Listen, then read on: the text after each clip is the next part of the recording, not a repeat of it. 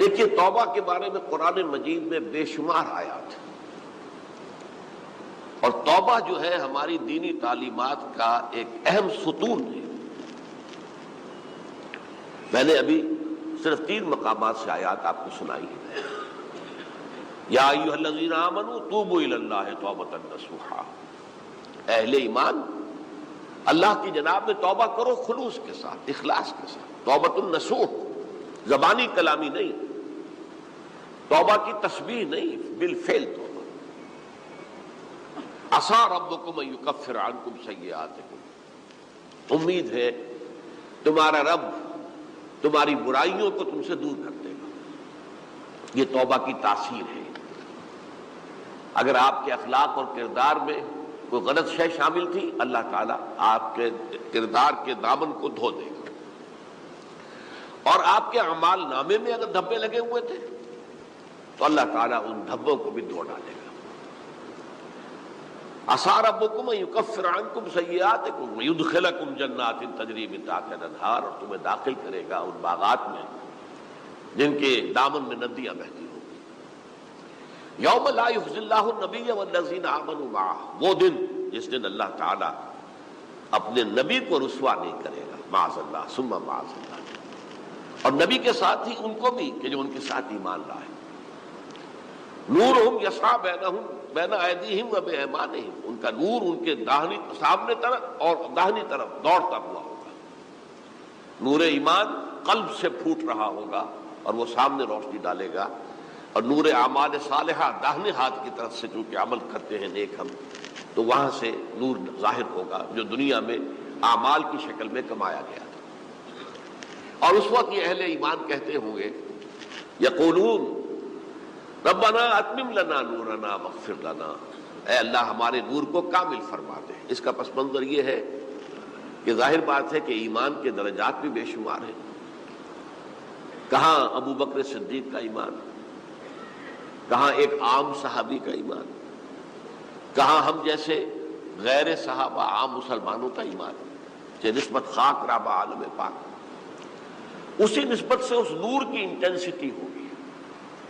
حضور نے فرمایا کچھ لوگوں کا نور تو اتنا ہوگا کہ وہ مدینے سے صنعاء تک اس کی روشنی پہنچ رہی ہوگی، یمن کے دارالحکومت تک، اور کچھ لوگوں کا نور اتنا ہوگا کہ صرف ان کے قدموں کے آگے روشنی ہو جائے گی، جیسے ٹارچ ہوتی ہے آپ کے ہاتھ میں۔ تو ظاہر بات ہے کہ اگر آپ کو رات کے وقت جنگل سے گزرنا ہو اور پگڈنڈی ہو کوئی اور اندھیری شب ہو، تو آپ کے لیے وہ ٹارچ بھی کس قدر بڑی غنیمت ہے کہ آدمی دیکھ لیتا ہے کہ سامنے سانپ ہے، کیا ہے، گڑھا ہے، کھائی ہے، کیا ہے۔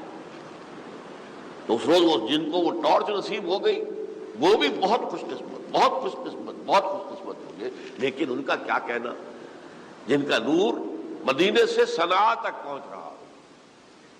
تو جن کے نور کی یہ انٹینسٹی کم ہوگی وہ اللہ سے دعا کروں پر کتنا فضل کیا ہے، کتنا بڑا نور ان کو عطا کیا۔ اتمم لنا نورنا، ہمارا نور بھی اس کا اتمام فرما دے، تکمیل کر دے، واغفر لنا۔ اور یہ کیسے ہوگا؟ ایسے ہوگا کہ ہمارے گناہوں کی پردہ پوشی کر دے۔ گناہوں کی پردہ پوشی ہوگی تو پھر اس نور کی انٹینسٹی میں اضافہ ہو جائے۔ واغفر لنا انک علی کل شیء قدیر، یقیناً تو ہر شے پر قادر ہے۔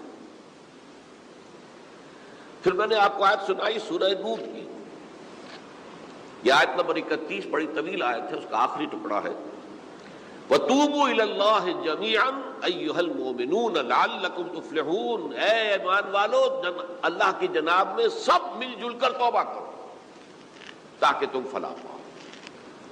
یہ گویا کہ اجتماعی توبہ کا جو میں نے آپ کے سامنے اصطلاح بیان کی ہے، یہ اس کا نقشہ ہے۔ اور ایک اور آیت جو میں نے آپ کو سنائی سورہ زمر کی آیت نمبر 53، بعض لوگوں پر کچھ مایوسی طاری ہو جاتی ہے، ہم اتنے عرصے سے گناہ کرتے چلے آ رہے ہیں، کیسے معافی ہوگی، کیسے ممکن ہے، کیسے چھٹکارا ملے گا؟ ایسے لوگوں کے لیے ان کے اطمینان کے لیے، ان کی دلجوئی کے لیے، ان کی تسلی کے لیے یہ آیت عظیم ترین آیات میں سے قرآن مجید کی۔ قل یا عبادی الذین اسرفوا علی انفسہم، اے نبی کہہ دیجئے اے میرے وہ بندو جنہوں نے اپنی جانوں پر ظلم کیا ہے، ظلم اٹھایا ہے، زیادتی کی ہے، تم اگر گناہ کرتے رہے ہو تو اپنی جان پر ظلم کیا ہے، میرا تو کچھ نہیں بگاڑا۔ اللہ تو غنی ہے، اس کی تو سلطنت میں کوئی کمی نہیں آتی۔ ایک حدیث قدسی میں الفاظ آئے ہیں، میرے بندو اگر تم سب کے سب، اولکم و آخرکم و انسکم و جنکم، تمام انس و جن اور اولین سے لے کر آخرین تک کسی بدترین انسان جیسے فاسق و فاجر ہو جائیں، سب ابلیس بن جائیں، تب بھی میری سلطنت میں کوئی کمی نہیں ہوگی۔ اور اگر تم سب کے سب اولین و آخرین اور انس اور جن سب مل کر جو متقی ترین انسان ہو سکتا ہے ویسے بن جاؤ، ابو بکر صدیق بن جاؤ، تب بھی میری سلطنت میں کوئی اضافہ نہیں ہوگا۔ تو اللہ تعالیٰ کا تو کچھ بگڑتا نہیں ہے، انسان گناہ کرتا ہے تو اپنا نقصان کرتا ہے۔ قل یا عبادی الذین اسرفوا علی انفسہم، کہہ دیجئے اے نبی، اے میرے وہ بندو جنہوں نے اپنی جانوں پر ظلم کیا ہے، ستم کیا ہے، لا تقنطوا من رحمت اللہ، اللہ کی رحمت سے مایوس مت ہو۔ ان اللہ یغفر الذنوب جمیعا، اللہ تعالیٰ تمام کے تمام گناہ معاف کر دے گا۔ اللہ تعالیٰ کی قدرت ہے، اللہ کا اختیار ہے، اللہ کا فیصلہ ہے، لہذا مایوس نہ ہو، اصلاح کرو۔ اس کا فلسفہ سمجھ لیجئے اصل میں کیا ہے۔ دیکھیے، ایک ہے طبیعی اعمال، فزیکل، ان کا ہم دنیا میں اصول یہ دیکھتے ہیں کہ اس کے نتائج لازمی ہوتے ہیں اور ان سے چھٹکارا نہیں مل سکتا۔ آپ نے سنکھیا کھایا ہے تو مریں گے، چائے کھانے کے بعد آپ نے خودکشی کا ارادہ کیا، سنکھیا کھا لیا، اب چاہے آپ پر ندامت ہو، پشیمانی ہو، پریشانی ہو، توبہ کرے، آپ کو بچنے کا کوئی سوال نہیں، مرنا ہی مرنا۔ اتنا یہ کہ اللہ تعالیٰ جو ہے اپنی معجزانہ کسی قدرت سے اس عمل کا جو طبعی نتیجہ ہے اس کو نکلنے سے روک دے۔ آگ کی فطرت ہے کہ وہ جلاتی ہے، اللہ کے حکم کے تحت حضرت ابراہیم کو اس نے نہیں جلایا، یا نار کونی بردن و سلام علی ابراہیم۔ لیکن یہ ہمیشہ نہیں ہوتا، یہ تو ایک دفعہ ہو گیا بس۔ اللہ جب چاہے اب بھی کر سکتا ہے، لیکن یہ روز روز نہیں ہوتا۔ روز روز جو بھی فزیکل لاز ہیں وہ چل رہے ہیں، اگر وہ نہ چلے تو کوئی سائنس پاسبل ہی نہ ہو، کوئی ٹیکنالوجی ممکن ہی نہ ہو۔ یہ تو ان فزیکل کیمیکل لاز جو ہیں ان کا دوام ہے کہ جس کی وجہ سے یہ ساری سائنس اور ٹیکنالوجی اب کہاں سے کہاں پہنچ رہی ہے کہ عروج آدم خاکی سے انجم سہمے جاتے ہیں کہ یہ ٹوٹا ہوا تارا کہیں مہی کا عامل نہ بن جائے۔ تو یہ توبہ جو ہے فزیکل اعمال میں مفید نہیں ہے، چاہے آپ پر یہ احساس میں کیا کر بیٹھا، کیا میں نے کیا، کیوں میں نے کھا لیا یہ سب کیا، تو اب اثر کرے گا۔ یہ ایک بہت بڑا قانون ہے، بہت بڑا قانون۔ ایسا نہیں ہے کہ کسی گناہ سے انسان کی فطرت میں کوئی ایسی مستقل کجی واقع ہو جائے کہ جس کی اصلاح کی کوئی صورت ہی نہ ہو، یہ نہیں ہے۔ بڑے سے بڑے گناہ، بڑے سے بڑے گناہ توبہ کرو، خلوص دل سے کرو، جو اس کے اصول ہیں، جو اس کے قواعد ہیں، جو اس کے ضوابط ہیں، جو اس کی شرائط ہیں، ان کو پورا کرو۔ تمہاری سیرت و کردار کے اوپر بھی جو داغ ہیں دھل جائیں گے، اور تمہارے نامہ اعمال میں جو دھبے ہیں وہ بھی دھل جائیں گے۔ توبہ کرو، توبوا الی اللہ توبۃ نصوحا، کرو وہ توبہ کے جو بالکل خلوص دل کے ساتھ ہو۔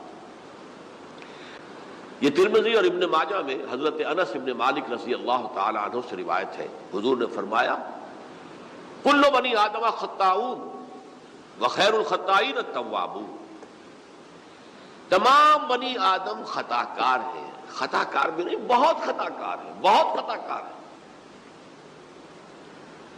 لیکن ان خطا کاروں میں بہتر لوگ وہ ہیں کہ جو خوب توبہ کرتے ہیں۔ غلطی ہو گئی توبہ کر لو۔ اور ایک اور حدیث میں آپ کو بتاؤں گا کہ یہ نہیں ہے کہ پھر کبھی وہ غلطی نہ ہو، اس وقت آپ یہ لگا لیں اپنے اوپر یہ کام میں نے نہیں کرنا، اور ایک دفعہ وہ کام چھوڑ دیں تو توبہ ہو گئی۔ پھر اگر کچھ عرصے کے بعد پھر کہیں آپ جذبات کی رو میں بہہ گئے، پھر کہیں کوئی برے اثرات جو ہے وہ پڑے، پھر غلطی، کوئی بات نہیں، پھر توبہ کرو، پھر ہو گیا پھر توبہ کرو۔ تواب اسی لیے کہا، بار بار بار بار بار بار توبہ کرنے والے۔ تو کل بنی آدم خطاؤون وخیر الخطائین التوابون. ایک حدیث تو پڑھ کر میں بھی چونکا. مایوسی یہ ابلیسیت ہے، نوٹ کر لیجئے اس کو. مایوسی ابلیسیت کا عکس ہے. مبلس کہتے کسے؟ جو مایوس ہو گیا. ابلیس سب سے بڑھ کر مایوس جو ہے وہ ابلیس. اسے معلوم میرا چھٹکارا تو نہیں ہے، لہذا میں جتنوں کو اپنے ساتھ لے کر جہنم میں جھونک دوں یہی میری کمائی ہے، میں نے تو بچنا نہیں. تو ابلیس کہتی ہے اس کو جو انتہائی مایوس، مبلس، جو رحمت خدا بندی سے مایوس ہو چکا. اب اس کو دور کرنے کے لیے حدیث سنیے، اور یہ حدیث مسلم شریف کی ہے صحیحین کے اندر حضرت ابو ہریرہ سے. حضور فرماتے ہیں والذی نفسی بیدہ، قسم ہے اس ذات کی جس کے ہاتھ میں میری جان ہے، لو لم تذنبوا، اگر تم لوگ گناہ نہ کرتے، لذهب اللہ بکم، تو اللہ تعالیٰ تمہیں لے جاتا کہیں اور، وَلَجَاءَ بِقَوْمٍ يُذْنِبُونَ، اور پھر کسی ایسی مخلوق کو پیدا کرتا ہے جو گناہ کرتے، فَيَسْتَغْفِرُوا اللَّهَ، اور پھر وہ اللہ سے استغفار کرتے اور توبہ کرتے، فَيَغْفِرُ لَهُمْ، اور اللہ تعالیٰ انہیں معاف کر دیتا. تو میں نے عرض کیا کہ یہ بعض چیزیں ہوتی ہیں کہ جن کا واقع سے کوئی تعلق نہیں ہوتا، لیکن ایک زور بیان کے لیے، ایک بات کو ایمفیسائز کرنے کے لیے، جیسے قرآن مجید میں آتا ہے، اے نبی کہہ دو ان کان للرحمن ولد فانا اول العابدین، اگر اللہ کا کوئی بیٹا ہو تو میں سب سے پہلے میں اس کو پوجوں گا. جب میں اللہ کو پوجتا ہوں تو اللہ کا اگر کوئی بیٹا ہوتا تو کیا میں اسے نہ پوچھتا؟ لیکن نہیں ہے. اب یہ نہیں ہے، نفی کے لیے زور دیا کہ اگر اللہ کا کوئی بیٹا ہوتا، لو کان للرحمن ولد فانا اول العابدین. اسی طرح یہ ہے کہ اگر انسان گناہ نہ کرتے اور میں اس کو معاف نہ کرتا تو میری شان غفاری کا ظہور کیسے ہوتا؟ میری شان ہے نا، غفار بھی ہوں، ستار بھی ہوں، اس کا ظہور کیسے ہوتا؟ تو والذی نفسی بیدہ لو لم تذنبوا لذهب اللہ بکم ولجاء بقوم یذنبون فیستغفروا اللہ فیغفر لهم. اگر تم لوگ گناہ نہ کرتے تو اللہ تمہیں ختم کر کے کوئی اور ایسی مخلوق پیدا کرتا کہ جو گناہ کرے اور پھر وہ توبہ کرے اور اللہ اسے معاف کرے. اسی سے ملتی جلتی ایک حدیث ہے، یہ امام احمد اور امام بہقی لائے ہیں، اور اس کے راوی حضرت علی ہے رضی اللہ تعالی عنہ.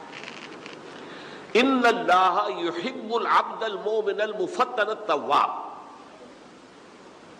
اللہ تعالیٰ کو بہت محبت ہے. یحب، اب دیکھیے ایک طرف وہ آیات ذہن میں لائیے،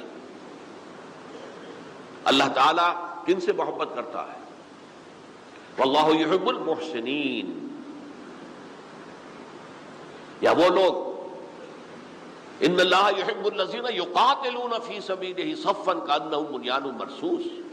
اللہ محبت کرتا ہے اپنے ان بندوں سے جو اس کی راہ میں جنگ کرتے ہیں صفے باندھ کر، گویا سیسا پلائی ہوئی دیوار ہے. یہ ہے مثبت کام، نیک کام، محسنین، اللہ کی راہ میں قتال کرنے والے. یہاں اس کے برعکس کہا جا رہا ہے ان اللہ یحب، اللہ تعالیٰ محبت کرتا ہے اپنے اس بندے سے، العبد المومن، جو مومن ہو. اس کی ایک اور بڑی پیاری حدیث آئے گی، المفتن التواب، جو بہت فتنوں میں مبتلا ہو جاتا ہو اور پھر بہت توبہ کرتا ہو. مفتن التواب، لیکن ساتھ ہی پلٹتا ہو، رجوع کرتا ہو، پھر اللہ کے حضور میں حاضر ہوتا ہو، پھر معافی مانگتا ہو. اللہ تعالیٰ کو اپنا ایسا بندہ بہت پسند ہے. اب میں کچھ اور حدیثیں آپ کو سنا رہا ہوں. توبہ کا دروازہ دو اعتبارات سے کہا گیا ہے کہ ایک وقت آنے پر بند ہو جاتا ہے. ایک حدیث کے تو الفاظوں میں نوٹ کر کے نہیں لایا ہوں کہ اللہ تعالیٰ نے توبہ کا ایک دروازہ اتنا چوڑا کھلا رکھا ہوا ہے کہ جس کو عبور کرنا جو ہے وہ سال ہر سال میں ممکن ہو، اور یہ بند نہیں ہوتا جب تک کہ سورج مغرب سے طلوع نہ ہو جائے. یہ قیامت کی جو آخری، قریب قیامت کی جو آخری نشانیاں ہیں ان میں سے. وہی حدیث میں آپ کو سنا رہا ہوں، عن ابی ہریرہ رضی اللہ تعالی عنہ، اور یہ مسلم شریف کی روایت ہے، من تاب قبل ان تطلع الشمس من مغربها تاب اللہ علیہ، سورج کے مغرب سے طلوع ہونے سے قبل تک جو لوگ توبہ کریں گے اللہ تعالیٰ ان کی توبہ قبول کر لے گا۔ البتہ جب وہ قیامت کی وہ نشانی ظاہر ہو جائے کہ سورج مغرب سے طلوع ہو رہا ہے، اب دروازہ توبہ کا بند ہے، اب اس کے بعد اگر توبہ کوئی کرتا ہے تو اللہ تعالیٰ اس کی توبہ کو قبول نہیں کرے گا۔ یہ تو اجتماعی سطح پر ہوئی، انفرادی سطح پر۔ عن عبداللہ ابن عمر رضی اللہ تعالی عنہما عن النبی صلی اللہ علیہ وسلم قال ان اللہ عز وجل یقبل توبۃ العبد ما لم یغرغر، یہ ترمذی میں ہے، حضرت عبداللہ ابن عمر رضی اللہ تعالی عنہما سے کہ اللہ تعالیٰ اپنے بندے کی توبہ قبول کرتا ہے جب تک کہ وہ جسے ہم کہتے ہیں گھنگرو نہ بولنے لگے حلق کے اندر، جبکہ نزع عالم نزع ہو اور جان جو ہے وہ آ کر پھر یہاں اٹکتی ہے، تو اس وقت تک دروازہ کھلا ہے توبہ کا۔ لیکن جب یہ شکل ہو گئی تو دروازہ بند ہے۔ یہ انفرادی سطح پر ہو گیا، جب آپ کے موت کے آثار اتنے واضح ہو گئے کہ اب جا رہے ہیں، اب توبہ کریں گے تو توبہ قبول نہیں ہوگی۔ اجتماعی سطح پر جب قیامت جو ہے اس کی وہ گھڑی آ گئی کہ سورج مغرب سے طلوع ہو گیا، اب توبہ کا دروازہ بند۔ مالک رضی اللہ تعالیٰ عنہ سے مروی روایت ہے جو حضور کے خادم خاص تھے، اور یہ متفق علیہ بھی ہے، یعنی بخاری میں بھی ہے، مسلم میں بھی ہے، لیکن تھوڑا سا فرق ہے الفاظ کا۔ تو جو مسلم شریف کی روایت ہے اس کے الفاظ کیا ہے؟ للہ اشد فرحا بتوبۃ عبدہ حین یتوب الیہ، جان لو اللہ تعالیٰ کو زیادہ خوشی ہوتی ہے اپنے کسی گناہ گار بندے کی توبہ سے جبکہ وہ توبہ کرتا ہے۔ کس سے زیادہ ہوتی ہے؟ اب اس کی ایک تمثیل دی، من احدکم، ایک ایسے شخص سے بھی زیادہ بڑھ کر خوشی ہوتی ہے، کان علی راحلتہ بارض الفلات، کہ جو بہت ہی دور دراز کے اور سنسان علاقے میں سفر کر رہا تھا، فانتحرفت منہ، اس کی سواری جو ہے گم ہو گئی، وعلیہا طعامہ وشرابہ، اسی پر اس کا کھانا بھی تھا اور پانی بھی تھا، اونٹنی پر سفر کر رہا تھا، اسی پر ہوتا ہے راحلہ جو ہے راستے کا سامان، اچانک کہیں بیٹھا ہے تھوڑی دیر کے لیے سستانے کے لیے، کہیں اونگ آ گئی اور اونٹنی صاحبہ غائب ہو گئی۔ اب آنکھ کھلی اور اس نے دیکھا، فَأَيَّسَ مِنْهَا، تلاش کر کر کے مایوس ہو گیا، کہیں اونٹنی کا سراغ نہیں۔ اب ظاہر بات ہے کسی صحرا میں یہ کیفیت، اس کا مطلب کیا ہے؟ یقینی موت۔ فَأَتَى شَجَرَةً فَاسْتَجَعَ فِي ظِلِّهَا وَقَدْ أَيَسَ مِنْ رَاحِلَتِهِ، تو وہ ایک درخت کے نیچے اس کے سائے میں آ کے لیٹ گیا، گویا کہ موت کی امید میں۔ فَبَيْنَهُمَا وَهُوَ كَذَلِكَ إِذْ هُوَ بِهَا قَائِمَةٌ عِندَهُ، اس کی کہیں دوبارہ آنکھ لگی ہے، جو کھولا تو دیکھتا ہے اونٹنی تو موجود ہے، کھڑی ہے، تو وہ فوراً اس کی وہ جو رسی ہے وہ پکڑتا ہے، فَأَخَذَ بِخِتَامِهَا ثُمَّ قَالَ مِن شِدَّةِ الْفَرْحِ، اب جو اسے مسرت ہوئی اس کا آپ اندازہ کر سکتے ہیں، ایک یقینی موت کا معاملہ آ چکا تھا، اور اچانک اللہ تعالیٰ نے وہ کھوئی ہوئی اونٹنی جو ہے وہ واپس دلا دی۔ تو وہ کہنا تو یہ چاہتا تھا، اللہ تو میرا رب ہے، میں تیرا بندہ ہوں، لیکن جسے ہم کہتے ہیں کہ خوشی کی انتہا فرط مسرت میں ایسی زبان لڑکھڑائی، اس نے کہا اللہم انت عبدی وانا ربک، اے اللہ تو میرا بندہ ہے، میں تیرا رب ہوں، یہ کہہ بیٹھا۔ تو یہ کیا ہے؟ فرط مسرت جسے آپ کہیں، خوشی کی انتہا، کہ جس میں انسان جو ہے اتنی بڑی خطا کر بیٹھتا ہے۔ اللہ کو اپنے کسی گناہ گار بندے کی توبہ سے اس سے بھی زیادہ خوشی ہوتی۔ اب ظاہر بات ہے کہ یہ تماثیل کس لیے ہے؟ بعض لطائف، بعض حقائق اتنے لطیف ہوتے ہیں کہ ان کو بیان نہیں کیا جا سکتا بتمام و کمال، تو مثالوں کا سہارا لیتے ہیں۔ اللہ کو کتنی خوشی ہوتی کیا سمجھیں گے؟ لہذا یہ مثال تو سمجھ میں آ گئی نا کہ ایک لقودق صحرا میں انسان سفر کر رہا تھا، ایک ہی اونٹنی ہے، اسی پر اس کا پانی ہے، اسی پر اس کا کھانا ہے، اور کہیں ٹھہرا ہے تھوڑی دیر کے لیے اور اونٹنی غائب ہو گئی، اور اس کے بعد تلاش کر کے شمال مغرب جنوب ہر طرح دیکھ لیا آپ نے، کہیں اونٹنی کا سراغ نہیں۔ اب موت کے انتظار میں لیٹ گیا کہ اچانک دیکھتا ہے کہ اونٹنی موجود ہے، تو وہ شدت فرح میں یہ کہہ بیٹھتا ہے اللہم انت رب انت عبدی وانا ربک انا للہ و انا الیہ راجعون۔ اب دیکھیے ایک حدیث وہ آ رہی ہے اور اس کو یوں سمجھیے، اللہ تعالیٰ نے جو انسان پیدا کیے ہیں ان کے مزاج مختلف ہیں۔ ان میں کچھ لوگ ہوتے ہیں جو قوی ہوتے ہیں ارادے کے، جو فیصلہ کر لیا ڈٹ گئے۔ کچھ لوگوں میں وہ قوت ارادی اتنی مضبوط نہیں ہوتی، وہ ادھر ادھر سوچتے رہتے ہیں۔ کچھ لوگ جسمانی طور پر بہت توانا ہوتے ہیں، کچھ لوگ جسمانی طور پر پیدائشی طور پر کمزور ہوتے ہیں۔ تو اگر کوئی قوت ارادی کمزور رکھنے والا شخص ہے، وہ بھی تو اللہ کی تخلیق ہے، اللہ کا بندہ ہے، خطاؤں کا ظہور ہو جاتا ہے، توبہ کرتا ہے، پھر کچھ عرصے کے بعد پھر خطا کا ظہور ہو جاتا ہے، پھر توبہ کرتا ہے۔ تو ہم تو یہ سمجھیں گے کہ ایک حد کے بعد پھر اس کی توبہ قبول نہیں ہونی چاہیے، لیکن حدیث سنیے۔ وعن ابی ہریرہ رضی اللہ تعالی قال رسول اللہ صلی اللہ علیہ وسلم ان عبدا اذنب ذنبا، یقیناً ایک بندہ جو ہے وہ ایک گناہ کرتا ہے، فقال، پھر وہ کہتا ہے رب، اے میرے پروردگار، اذنبت فاغفر لی، مجھ سے گناہ ہو گیا ہے، مجھے معاف فرما دے۔ فقال ربہ، تو پروردگار یہ کہتا ہے اعلم عبدی ان لہ ربا یغفر الذنب ویاخذ بہ، میرا یہ بندہ یہ جانتا ہے کہ اس کا ایک رب ہے جو گناہ معاف بھی کر سکتا ہے اور سزا دے بھی سکتا ہے۔ کیا معنی ہوئے؟ گناہ اس نے کیا ہے لیکن جانتا ہے اللہ کو کہ وہ معاف بھی فرما سکتا ہے، تبھی تو وہ اللہ سے معافی کی درخواست کر رہا ہے۔ اس کے اس جاننے کی بنیاد پر، اس کے اس علم کی بنیاد پر، اس کے اس ایمان کی بنیاد پر فرمایا غفرت لعبدی، میں نے اپنے بندے کو معاف کر دیا۔ ثم مکث ما شاء اللہ، پھر وقت گزرا جتنا کہ اللہ نے چاہا۔ ثم اذنب ذنبا، پھر اس سے گناہ ہو گیا۔ فقال رب اذنبت ذنبا فاغفر، پھر کہتا ہے پروردگار مجھ سے گناہ ہو گیا، پھر مجھے معاف فرما دے۔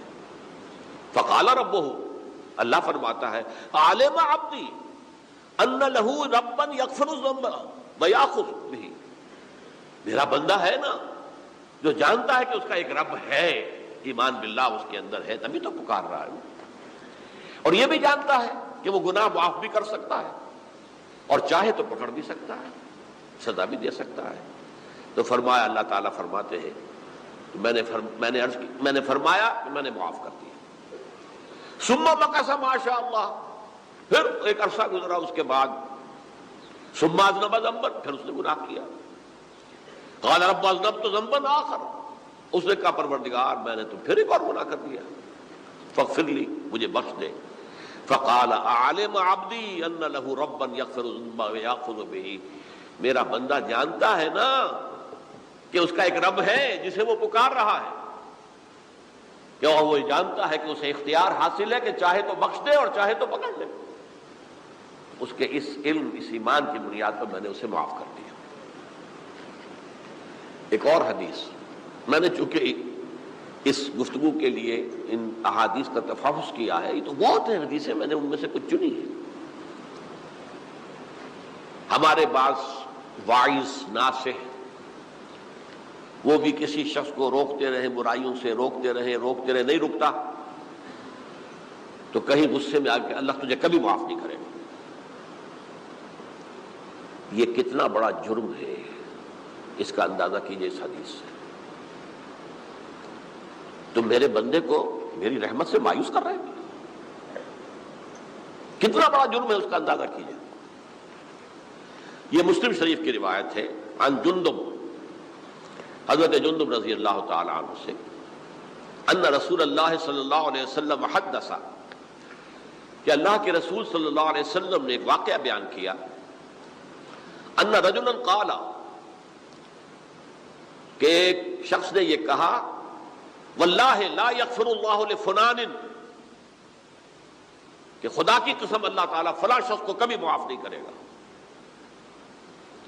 وَأَنَّ اللَّهَ تَعَالَى قَالَ اس پر اللہ تعالیٰ نے یہ فرمایا منزل الذی یتعالی علیہ یہ کون ہے جو میرے اوپر حکومت کرنے والا آ گیا جو میری طرف سے حکم لگا رہا کہ میں کبھی معاف نہیں کروں گا.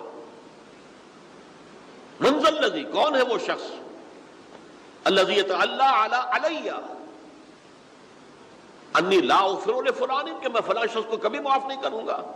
قد غفرت لفلان اس کو تو میں نے معاف کر دیا.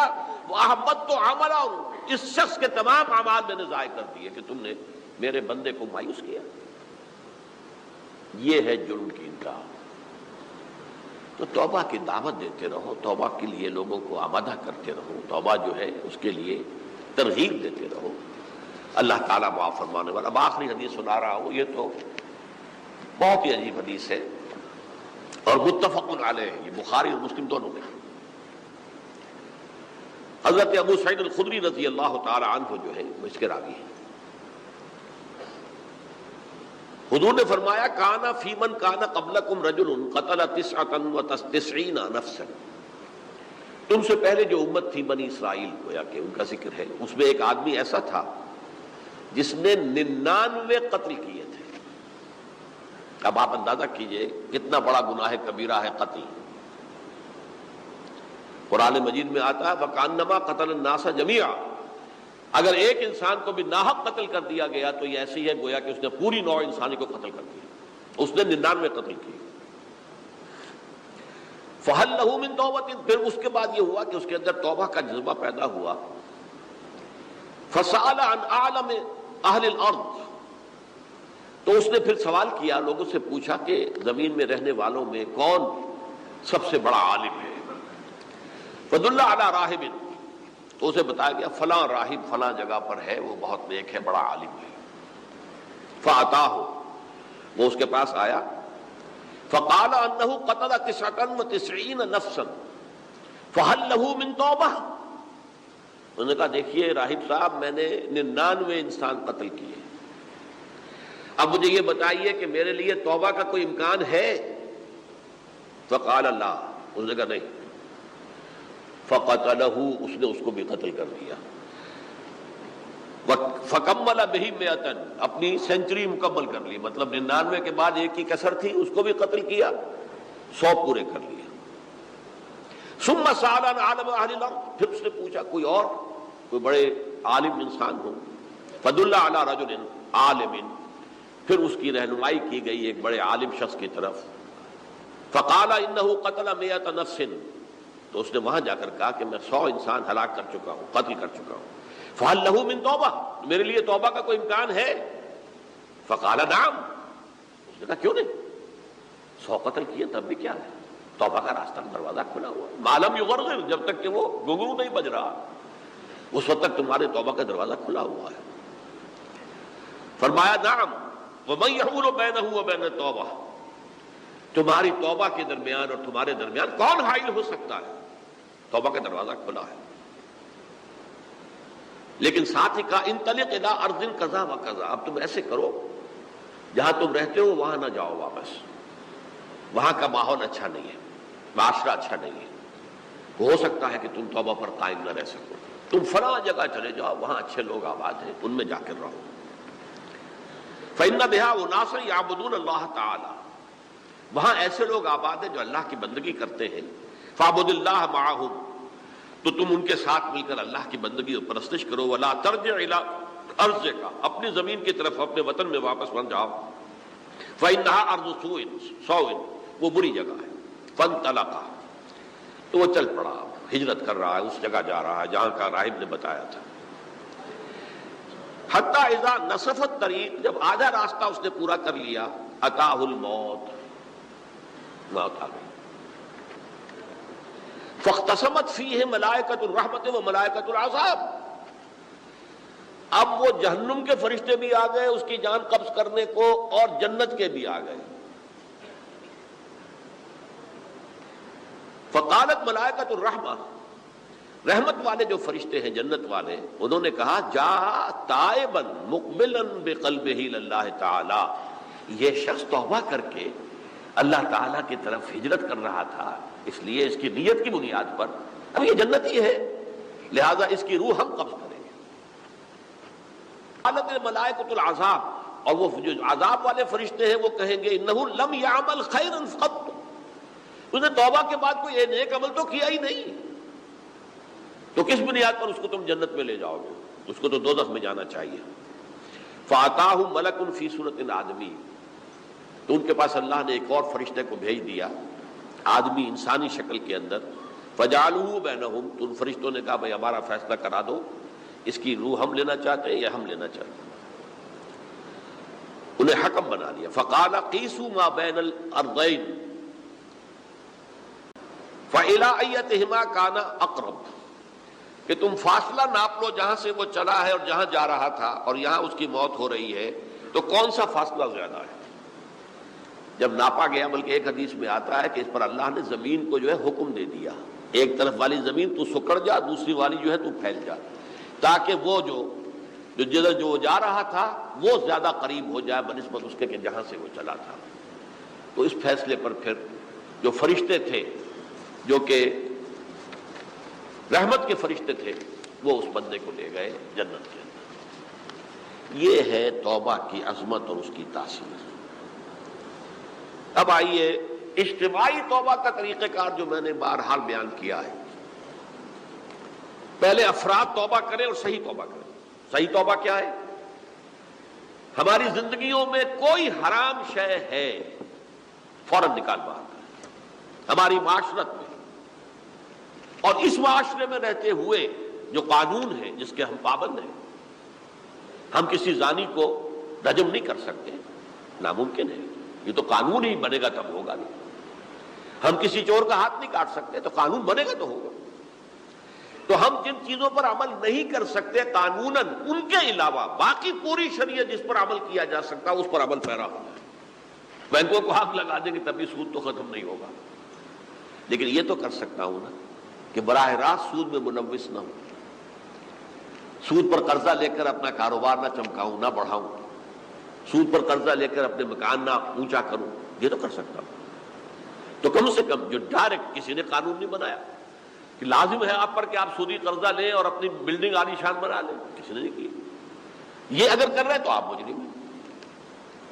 آپ کے معاشرے میں کوئی قانون نہیں بنا کہ پردہ ختم، برقع حرام، مصر یہ ترکی میں تو کر دیا گیا تھا برقع حرام، وہاں تو سر کو اوپر جو ہے ڈھانپنا جو ہے، سکارف لینا بھی ممنوع ہے، یہاں تو نہیں ہے۔ پھر یہاں جنہوں نے چھوڑا ہے مجرم خود ہے۔ یہاں تو اللہ کا شکر ہے کوئی ایسا مصطفیٰ کمال پیدا آج تک نہیں ہوا ہے کہ جس نے ان چیزوں کا حکم دیا۔ ہاں ترغیب ہے، ذرائع ابلاغ کے ذریعے سے، فحاشی ہے، عریانی ہے، لیکن چوز آپ خود کرتے ہیں، فیصلے کا اختیار آپ کا اپنا ہے۔ تو جن چیزوں کے اندر بھی گناہ سے بچنے کا امکان ہے اس کو عملاً ترک کیا جائے۔ اور نمبر 2، عزم مصمم کر لیا جائے کہ اللہ اب بقیہ زندگی جتنی بھی ہے اس میں اپنی توانائیاں، اپنی قوتیں، اپنی صلاحیتیں صرف کروں گا تیرے دین کی تبلیغ اور تیرے دین کے قائم کرنے کی جد و جہد۔ عزم مصمم۔ یہ لوگ اگر 14 کروڑ میں 14 لاکھ بھی ہو جائیں، بہرحال 2-4 کی توبہ کرنے سے ملک کی قسمت نہیں بدلتی۔ محترمہ تعداد کے اندر جو ہے یہ لوگ اگر ایسے ہو جائیں اور پھر یہ کہ وہ مل کر اگر زور لگائیں تو واقعتاً اس ملک کے اندر شریعت اسلامی کا نفاذ ہو سکتا ہے، اللہ کا نظام قائم کیا جا سکتا ہے۔ یہ ملک بنایا اسی لیے گیا تھا۔ تو یہ توبہ کا جو ہے اجتماعی توبہ کا یہ پوری تفصیل تو میں بارہا بیان کر چکا ہوں۔ آج جو میں نے کہا تھا کہ ایک بات کی طرف میرا ذہن حالیہ منتقل ہوا ہے، اس سے پہلے نہیں ہوا۔ یہ توبہ کرنے والے لوگ جب تک 14 لاکھ نہیں ہے، 1400 ہی ہو، لیکن یہ اگر دعا کریں گے اللہ تعالیٰ کے خلوص کے ساتھ تو ان کی دعا قبول ہوگی۔ دعا بہت بڑی شے ہے۔ الدعاء مخ العبادہ، ٹھیک ہے، بڑا لمبا راستہ لگتا ہے یہ کہ 14 لاکھ انسان توبہ کرے یا 2 لاکھ یا 3 لاکھ انسان توبہ کرے، صحیح معنی میں توبہ کرے، اور پھر وہ جمع ہو، ایک طاقت بنے، تن من دھن لگانے کے لیے، جانے دینے کے لیے تیار ہو جائیں، تو لگتا ہے یہ کہ کافی لمبا ہے کہ دراز و دور دیدم رہو رسم پارسائی، یہ تو بڑا لمبا راستہ ہے۔ اسی سے لوگ کہتے ہیں کہ پھر کیا حل ہوا، یہ تو حل جو ہے تو کوئی عملی حل تو نہیں ہوا۔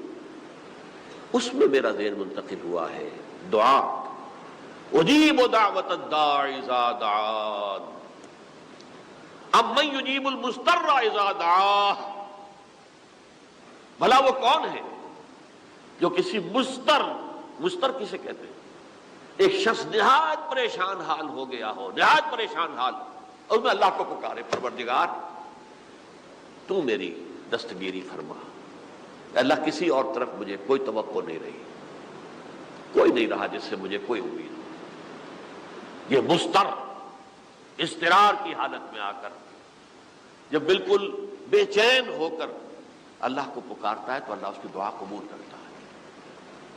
اور دعا کی حد یہاں تک بھی آتے ہیں الفاظ کہ لا یرد البلاء قضاء الا بالدعاء، تقدیر الہی کو بھی اسی لیے 2 حصوں میں تقسیم کیا گیا، تقدیر مبرم، ایک تو اللہ کا وہ فیصلہ ہے جو ٹل نہیں سکتا کسی صورت میں، ایک تقدیر معلق ہوتی ہے تو صحیح اللہ کا فیصلہ لیکن اس میں تبدیلی ہو سکتی ہے۔ یہ جو تقدیر معلق ہوتی ہے اس میں دعا انتہائی مؤثر شے ہے۔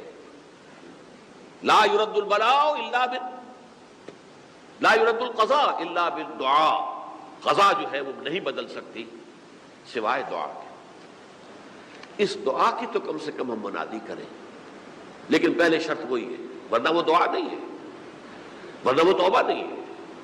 توبہ صحیح ہو، حرام سے اپنے وجود کو، اپنے گھر کو پاک کریں، اس کے بغیر کچھ نہیں۔ اس کے بغیر تو جیسے کہ کہا گیا سورہ مائدہ میں، قُلْ يَا أَهْلَ الْكِتَابِ لَسْتُمْ عَلَىٰ شَيْءٍ حَتَّىٰ تُقِیمُوا التَّوْرَاةَ وَالْإِنجِیلَ، اے نبی ان سے کہہ دیجئے، اے اہل کتاب تمہاری کوئی حیثیت اللہ کی نگاہوں میں نہیں ہے، تمہاری کوئی دعا اللہ کے ہاں قابل پذیرائی نہیں ہے جب تک کہ تم تورات اور انجیل کو قائم نہیں کرتے۔